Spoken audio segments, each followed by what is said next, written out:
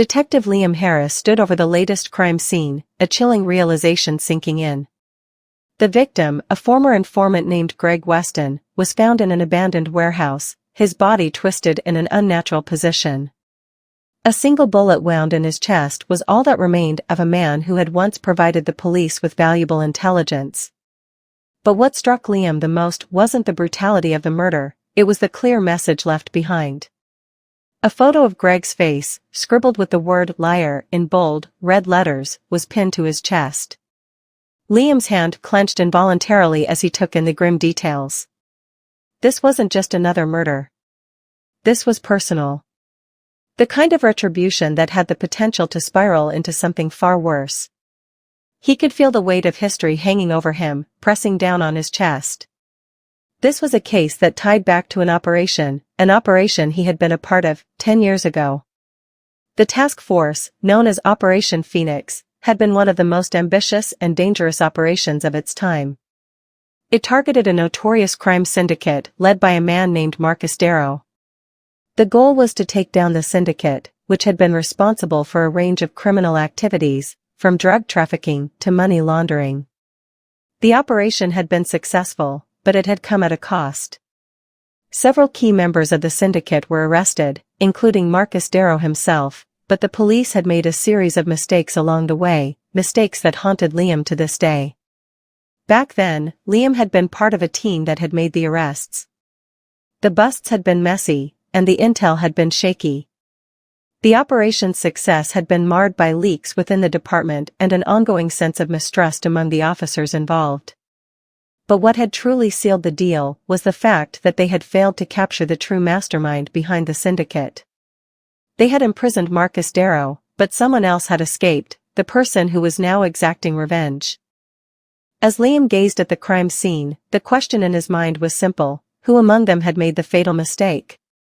And who was behind this revenge-driven killing spree? The first murder had been a warning, but Liam knew that it wouldn't stop there. He was already running through the list of people who had been part of that operation in his head. The victims weren't random, they were all connected to Operation Phoenix. First, it had been Greg Weston. Then came a former detective from the task force, Sarah Cole, whose body was found just 2 days later. The message was clear: whoever was behind this knew exactly who to target, and the killings were not going to stop. Liam pulled out his phone and dialed his old partner, Detective Emily Young.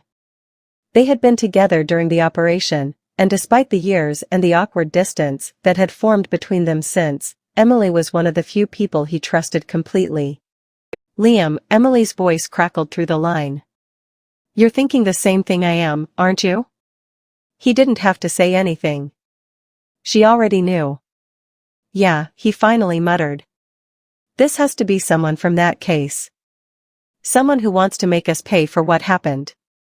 There was a long pause on the other end of the line before Emily spoke again. "We need to dig into the past. Find out who had a reason to come after us. This isn't just about getting revenge on the people we arrested.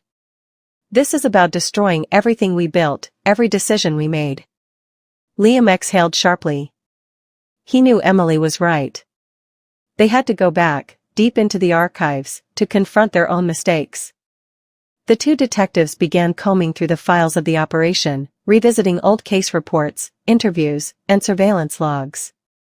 The operation had been filled with questionable decisions, and as they dug deeper, the truth became harder to ignore.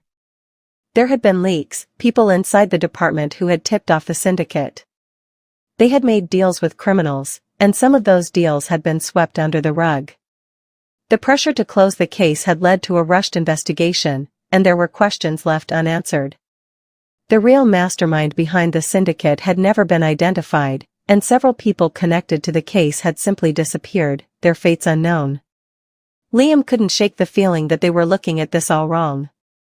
The killer wasn't just targeting people involved in the investigation, they were targeting those who had wronged them personally. It wasn't just vengeance, it was a statement. The first real breakthrough came when they traced a lead to one of their old informants, Jesse Navarro. Jesse had been a low-level criminal, but he had information about the inner workings of the syndicate that had proven invaluable. However, after Operation Phoenix ended, Jesse had disappeared from the radar. It wasn't unusual for informants to vanish, but Jesse's sudden disappearance had always been an anomaly. As Liam and Emily began reaching out to their old contacts, they uncovered disturbing news. Jesse had been found dead in an alley, his body discarded like trash, but the cause of death was different from what they had expected. He had been tortured before being killed. That was when the pieces started to fit together. Jesse wasn't just a casualty, he was a signal. A message to them. Whoever was behind the murders was sending a message to the detectives involved in the botched operation. But who was it? Was it someone they had wronged? A disgruntled officer who had worked on the case? A former member of the syndicate who had escaped justice?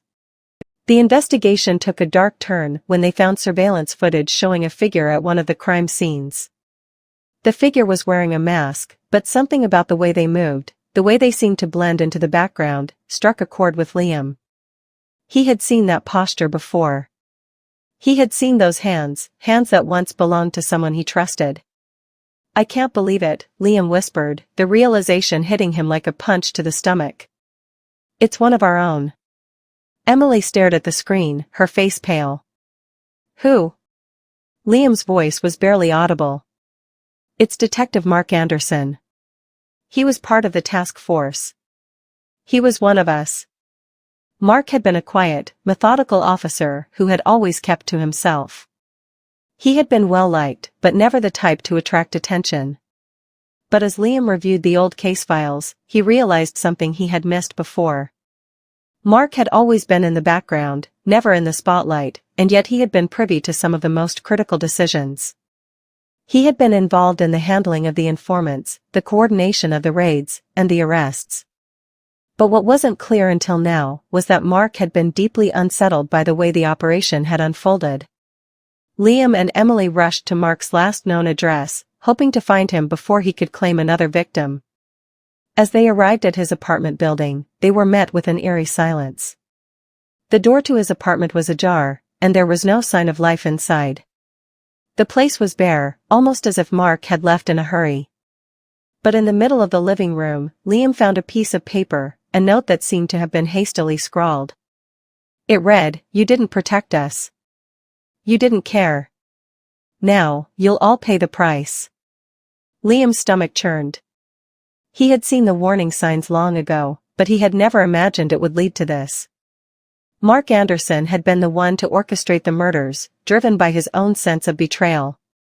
He had been so deeply affected by the mistakes of the operation, mistakes that had cost him dearly, that he had gone off the rails, spiraling into a twisted sense of justice. But Mark wasn't done. They knew that now. He had a list. A list of everyone involved in the operation, and with each murder, the body count grew. Liam and Emily quickly alerted their team, preparing for the worst. As the investigation raced toward a deadly conclusion, Liam couldn't help but reflect on the mistakes that had led them here. They had tried to do the right thing, but their errors in judgment had come back to haunt them, and now, there was no turning back.